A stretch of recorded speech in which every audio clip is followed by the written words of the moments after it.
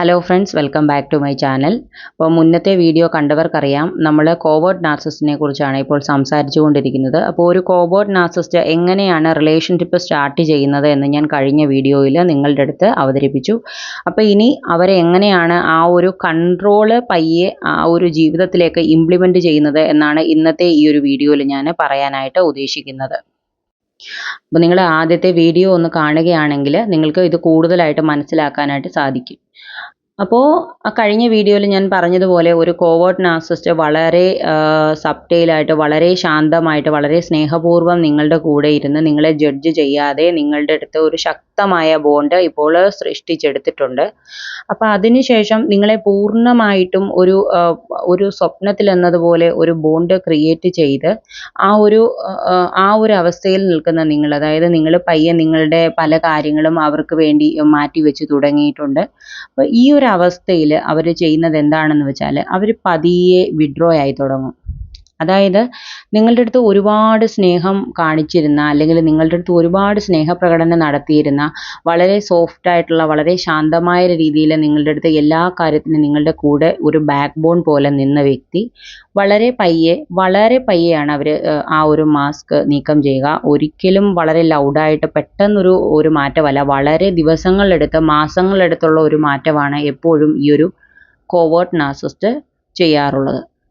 അപ്പോൾ നിങ്ങളുടെ അടുത്ത് നിന്ന് അങ്ങനെ വളരെ ഡിസ്റ്റൻസ് ആകുന്ന സമയത്ത് നിങ്ങൾക്ക് ഫീൽ ചെയ്യുകയാണ്, എന്താ ഇത് കുറച്ച് മാറ്റം ഉണ്ടല്ലോ, ഇത് നേരത്തെ ഇങ്ങനെ അല്ലായിരുന്നു, എൻ്റെ അടുത്ത് ഇപ്പോൾ സ്നേഹം കുറച്ച് കുറഞ്ഞു പോയോ എന്നൊരു ഫീലിംഗ് നിങ്ങൾക്ക് തോന്നി തുടങ്ങുകയാണ്. അപ്പം നിങ്ങൾ ചെന്നിട്ട് അവരുടെ അടുത്ത് ചോദിക്കുകയാണ്, എന്താ പറ്റിയേ, ഇപ്പം എന്താ എൻ്റെ അടുത്ത് ഇപ്പോൾ സ്നേഹമില്ലേ, അല്ലെങ്കിൽ എന്താ ഇപ്പോൾ എൻ്റെ അടുത്ത് ആ ഒരു പഴയ പോലെ ആ ഒരു കൂട്ടില്ലാത്തത്, നിങ്ങളെന്താ എൻ്റെ കൂടെ അധിക സമയം ഇപ്പം സ്പെൻഡ് ചെയ്യുന്നില്ല, നിങ്ങളെപ്പോഴും ഫോണിലാണ്, അല്ലെങ്കിൽ നിങ്ങളെപ്പോഴും ഫ്രണ്ട്സിൻ്റെ കൂടെയാണ്, എന്താ ഇങ്ങനെ, എൻ്റെ അടുത്ത് ഇഷ്ടമില്ല എന്നൊരു രീതിയിലൊക്കെ നിങ്ങൾ അവരുടെ അടുത്ത് പറയാൻ ചെല്ലുകയാണെങ്കിൽ അവർ പറയും, ഇപ്പോൾ മാരീഡ് ആയിട്ടുള്ളൊരു കോവേർട്ട് നാർസിസ്റ്റ് ആണെങ്കിൽ പറയും, നിനക്കെന്താ ഇപ്പോൾ ഒരുപാട് റെസ്പോൺസിബിലിറ്റീസ് ഒക്കെ കൂടിയിട്ടില്ലേ, മാത്രമല്ല അന്നത്തെ പോലാണോ ഇപ്പം എനിക്ക് ഈ സാമ്പത്തികമായിട്ടൊക്കെ ഒരുപാട് കാര്യങ്ങളൊക്കെ ചെയ്യണം, അപ്പോൾ എനിക്ക് സമയമില്ല എല്ലാത്തിനും, നിനക്കെന്താ, നീ ചുമ്മാ ഓവർ തിങ്ക് ചെയ്യുകയാണ് എന്നൊക്കെ നിങ്ങളുടെ അടുത്ത് പറയും. അപ്പോൾ നിങ്ങൾ ചിന്തിക്കും, ശരിയാണല്ലോ, അപ്പോൾ എൻ്റെ തെറ്റാണ്, ഇവർ പറയുന്നത് ശരിയാണ്, ഇപ്പോൾ ഇവർക്ക് എല്ലാ കാര്യത്തിനും സാമ്പത്തികമായിട്ടാണെങ്കിലും ഒക്കെ നല്ല രീതിയിൽ സ്ട്രെസ് ഉണ്ട്, ഫാമിലിയൊക്കെ ആയില്ലേ, അല്ലെങ്കിൽ ഓക്കെ ഇപ്പം ജോലിയുടെ കാര്യങ്ങൾ ഒക്കെ പലതും ഉണ്ടല്ലോ, അപ്പോൾ ആ ഒരു രീതിയിൽ നിങ്ങൾ സ്വയം ചിന്തിക്കുകയാണ്, ഓക്കെ ഞാൻ ഓവർ തിങ്ക് ചെയ്യുകയാണ്. അപ്പം ഞാൻ നിങ്ങളുടെ അടുത്ത് ആദ്യം തന്നെ പറയാം, നമ്മൾ കാണുന്ന ഒരു 50% ഞാനൊരു ഓവർ തിങ്കറാണ് എന്ന് ചിന്തിക്കുന്ന വ്യക്തികളിൽ കൂടുതലും ആൾക്കാരുടെ കൂടെ ഒരു നാർസിസ്റ്റ് ഉണ്ടാവാനുള്ള സാധ്യത വളരെ കൂടുതലാണ്. അപ്പം ഈ ഒരു വിക്ടിം വിചാരിക്കുക, ഓക്കെ ഞാൻ ഓവർ തിങ്ക് ചെയ്തിട്ടാണ് ഈ ഒരു രീതിയിൽ ചെയ്യുക എന്നുള്ളതായിരിക്കും. അപ്പോൾ പതിയെ ഈ ഒരു ഡിസ്റ്റൻസ് കൂടിക്കൊണ്ടേയിരിക്കുന്നു. അപ്പോൾ നിങ്ങൾക്ക് ഉള്ളിൻ്റെ ഉള്ളിൽ അറിയാം, ഇത് നിങ്ങൾക്കൊരു ഇൻഡ്യൂഷൻ വരുന്നുണ്ട്, ഓക്കെ ഇത് എന്തോ പ്രശ്നമാണ്, അല്ലെങ്കിൽ ആ ഒരു പഴയ താല്പര്യം എൻ്റെ അടുത്തില്ല എന്നൊരു ഫീല് നിങ്ങൾക്ക് വരുന്നുണ്ട്. കാരണം നിങ്ങളുടെ അടുത്ത് ഒരുപാട് സ്നേഹമായിട്ട് നിങ്ങൾ പറയുന്ന എല്ലാം കേട്ടിരുന്നിരുന്ന, നിങ്ങളുടെ അടുത്ത് യാതൊരു ജഡ്ജ്മെൻറ്റും കൂടാതെ ഉണ്ടായിരുന്ന ഒരു വ്യക്തിയാണ് ഇപ്പം ഇത്രയും ചേഞ്ച് ആയിട്ടിരിക്കുന്നത്. അപ്പം നിങ്ങൾക്കത് നല്ല രീതിയിൽ അനുഭവപ്പെടുക തന്നെ ചെയ്യും. അപ്പോൾ പലതവണ നിങ്ങൾ പറഞ്ഞു നോക്കിയതിന് ശേഷം വീണ്ടും ഇതിൽ മാറ്റമൊന്നുമില്ല എന്ന് കാണുമ്പോഴത്തേക്കും നിങ്ങൾക്ക് മാനസികമായിട്ട് കുറച്ച് സ്ട്രെസ്ഫുൾ ആവുകയും, അതുപോലെ നിങ്ങൾ കുറച്ച് റഫായിട്ട് അല്ലെങ്കിൽ കുറച്ച് ദേഷ്യത്തോടു കൂടിയൊക്കെ പ്രതികരിക്കുകയാണെങ്കിൽ ഈ നാർസിസ്റ്റ് ചെയ്യുക എന്ന് വെച്ച് കഴിഞ്ഞാൽ ഉടനെ തന്നെ പറയും, നീ എല്ലായിടത്തും ഇങ്ങനെ തന്നെയാണോ പെരുമാറുന്നത്, അല്ലെ നിൻ്റെ സ്വഭാവം ഇങ്ങനെയാണോ, നിൻ്റെ ഈ സ്വഭാവം കാരണം എനിക്ക് നിൻ്റെ അടുത്ത് സ്നേഹം ഉള്ളത് കൂടെ പോവത്തേ ഉള്ളൂ, അല്ലെങ്കിൽ നിൻ്റെ കൂടെ എനിക്ക് ജീവിക്കാൻ ഇങ്ങനെയാണെന്നുണ്ടെങ്കിൽ എങ്ങനെയാ പറ്റുന്നത്, ഈ ഒരു രീതിയിലൊക്കെ നിങ്ങളുടെ അടുത്ത് പെരുമാറാനായിട്ട് തുടങ്ങും. എന്നിട്ട് അവരെ കുറച്ചുകൂടെ പിണക്കം നടിച്ചിട്ട് അവർ വീണ്ടും കുറച്ചുകൂടെ നിങ്ങളുടെ അടുത്ത് അകലുന്നു.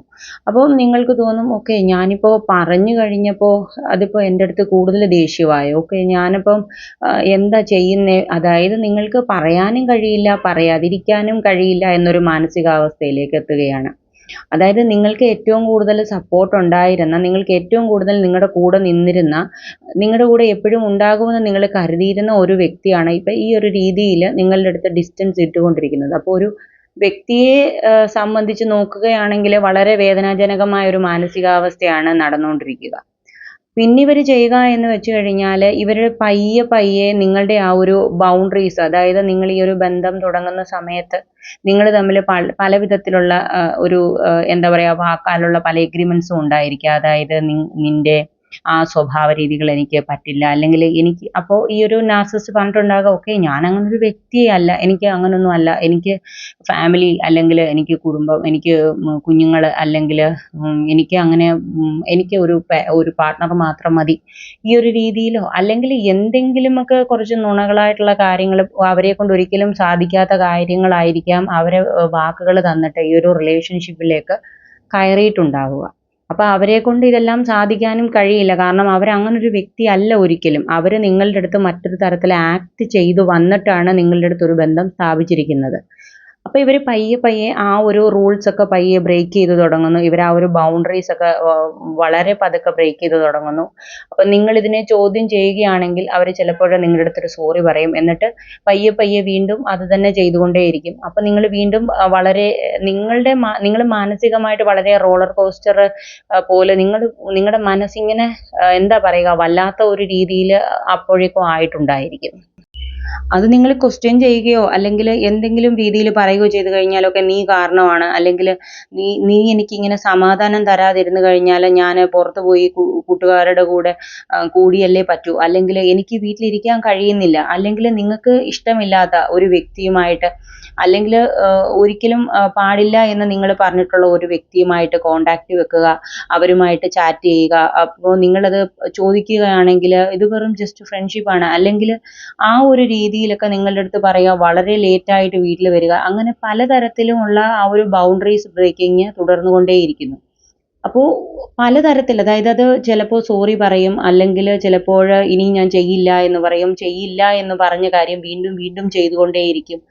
അപ്പോൾ നിങ്ങൾ വിചാരിക്കും ഓക്കെ ഇന്നൊരു തെറ്റ് പറ്റി, അപ്പോൾ ഇനി ചെയ്യില്ലായിരിക്കും എന്ന് വിചാരിക്കുന്നിടത്ത് അത് വീണ്ടും വീണ്ടും ചെയ്യുമ്പോഴേക്കും നിങ്ങൾ മാനസികമായിട്ട് വളരെ തകരുന്ന ഒരവസ്ഥയിലേക്ക് എത്തുന്നു. അപ്പോൾ ഞാനിത് ആദ്യം തന്നെ പറയാം, ഇത് ഞാനൊരു ജെൻഡർ ബേസിലല്ല പറയുന്നത്, നമ്മൾ കോമൺ ആയിട്ടുള്ള കാര്യങ്ങൾ വെച്ചിട്ട് പറയുകയാണ്. ഇത് ഫീമെയിൽ ആയാലും മെയിൽ ആയാലും നാർസിസം എന്ന് പറഞ്ഞു കഴിഞ്ഞാൽ ഇതുപോലെ തന്നെയുള്ള ബൗണ്ടറി ബ്രേക്കിങ്, അല്ലെങ്കിൽ ഇതുപോലെ തന്നെയുള്ള പ്രവർത്തികൾ, മാനിപ്പുലേഷൻ, ഗ്യാസ് ലൈറ്റിംഗ് പോലത്തെ കാര്യങ്ങൾ തന്നെയാണ് ഈ ഒരു നാർസിസ്റ്റിക് റിലേഷൻഷിപ്പിൽ എപ്പോഴും നടക്കുക. പിന്നെ അവർ നിങ്ങളുടെ അടുത്ത് വന്നിട്ട് വളരെ ഡ്രാമാറ്റിക് ആയിട്ട് എനിക്ക് വളരെ മാനസികമായ ബുദ്ധിമുട്ടുകളുണ്ട്, നീ എന്നെ ഇങ്ങനെ ഒരുപാട് ബുദ്ധിമുട്ടിക്കുന്നുണ്ട്, ഈ ഒരു രീതിയിലൊക്കെ നിങ്ങളുടെ അടുത്ത് വളരെ ഇമോഷണലായിട്ട് പറയുന്നു. ഞാൻ നിന്നെ സ്നേഹിച്ചിരുന്നു, ഞാൻ നിന്നെ സ്നേഹിച്ചതുപോലെ അല്ല, നീ എന്നെ മനസ്സിലാക്കുന്നില്ല, അല്ലെങ്കിൽ ഞാൻ അങ്ങനെയല്ല ഇങ്ങനെയല്ല എന്നൊക്കെയുള്ള രീതിയിൽ അവർ വളരെ ഡ്രാമാറ്റിക് ആയിട്ട് നിങ്ങളുടെ അടുത്ത് ഭയങ്കരമായിട്ട് ആക്ട് ചെയ്യും. അപ്പം നിങ്ങൾ ചിന്തിക്കും ഓക്കെ അപ്പോൾ എൻ്റെ പ്രശ്നമാണ്, ഓക്കെ കല്യാണത്തിന് മുന്നേ അല്ലെങ്കിൽ ആ ഒരു റിലേഷൻഷിപ്പിന് മുന്നേ നിങ്ങൾ ഞാൻ ഇങ്ങനെയൊക്കെ വിചാരിച്ചു, അപ്പോൾ ശരി ഇനിയിപ്പോൾ എന്നാൽ പിന്നെ ഞാൻ മാറാം എന്ന് കരുതി നമ്മൾ ആ ഒരു വ്യക്തിയുടെ ഇമോഷനെ മാനിച്ചുകൊണ്ട് നമ്മളെ ചേഞ്ച് ആക്കാൻ വീണ്ടും വീണ്ടും ശ്രമിച്ചുകൊണ്ടേയിരിക്കുന്നു. അല്ലെങ്കിൽ നമ്മൾ ആ ബ്ലെയിമുകളെല്ലാം നമ്മൾ സ്വയം ഏറ്റെടുത്തിട്ട് നമ്മൾ കാരണമാണ്, അതുകൊണ്ട് ഓക്കെ ഞാൻ ശരിയാകാം, ഞാൻ നന്നാവാം എന്ന് കരുതി സ്വയം നന്നാക്കാൻ വേണ്ടിയുള്ള കഷ്ടപ്പാടുകൾ ആരംഭിക്കുന്നു. പക്ഷെ അവിടെയും നടക്കുന്ന ഒരു പ്രശ്നം എന്താണെന്ന് വെച്ചാൽ, നിങ്ങൾ എത്രത്തോളം സ്വയം വീണ്ടും വീണ്ടും നന്നായി എന്ന് തോന്നുന്നോ, എത്രത്തോളം നിങ്ങൾ ശ്രമിക്കുന്നോ, അത്രത്തോളം ഈ ഒരു നാർസിസ്റ്റ് നിങ്ങളുടെ അടുത്ത് വീണ്ടും ബൗണ്ടറീസ് ടെസ്റ്റ് ചെയ്തുകൊണ്ടേയിരിക്കുമെന്നുള്ളതാണ്. അപ്പം ഇതാണ് ഈ ഒരു സെക്കൻഡ് സ്റ്റേജ് ഓഫ് ഈ ഒരു നാർസിസ്റ്റിക് റിലേഷൻഷിപ്പിൽ എനിക്ക് പറയാനുള്ളത്. അപ്പം നമുക്ക് ഇതിൻ്റെ ബാക്കി ആയിട്ട് ഒരു ട്രോമ ബോണ്ട് എന്നുള്ള ഒരു ലെവലിലേക്ക് നമുക്ക് അടുത്ത ദിവസം വീഡിയോ ചെയ്യാം. അപ്പോൾ നിങ്ങൾക്ക് ഈ വീഡിയോ ഇഷ്ടപ്പെടുന്നുണ്ടെങ്കിൽ ഉറപ്പായിട്ടും ലൈക്ക് ചെയ്യാനും അതുപോലെ സബ്സ്ക്രൈബ് ചെയ്യാനും മറക്കരുത്. നിങ്ങളുടെ വിലയേറിയ അഭിപ്രായങ്ങളൊക്കെ നിങ്ങൾ ഈ ഒരു വീഡിയോയുടെ താഴെ രേഖപ്പെടുത്തുക. അപ്പോൾ നമുക്ക് അടുത്ത വീഡിയോയിൽ കാണാം. ബൈ.